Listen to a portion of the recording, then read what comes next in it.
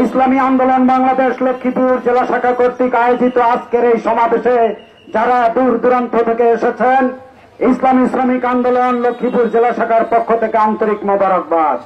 সাথে সাথে বলতে চাই, আমরা স্মরণ করছি 52 ভাষা আন্দোলনের সেই সকল মেধাবী ছাত্রদের যাদের কারণে আজকে রাষ্ট্রভাষা বাংলা হয়েছে। কথা ঠিক কিনা?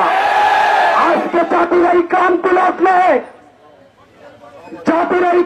লগ্নে যেখানে কোটা বাণিজ্যের নামে দেশকে মেধা শূন্য করতে চায় যারা, তাদের প্রতি আমরা বলতে চাই, এদেশের তৌহিদি জনতা, এদেশের মেহনতি শ্রমিক জনতা তাদেরকে আস্থা করে নিক্ষেপ করবে। কথা ঠিক কিনা?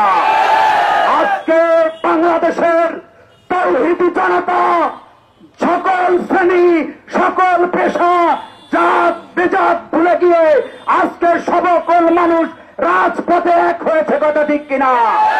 আজকে অল্প কিছু মানুষের জন্য এদেশের সোনালী ফুটফুটে সন্তানদের বুকে আমাদের ট্যাক্সের টাকায় গুলি কিনে আমাদের ছেলেদেরকে বুকে আপনি গুলি ছুড়ে মেরেছেন। আমরা পশ্চিমকালে এদেশের জনগণ পাকিস্তানিকে যেভাবে সহ্য করেনি, তাদেরকেও আমরা সহ্য করব না। আপনারা 28 আগস্ট, আপনারা 1971-এর ভয়াবহতা এই জাতির যুবকেরা দেখেনি, কিন্তু 15 জুলাইয়ের ভয়াবহতা আমরা সচক্ষে দেখেছি।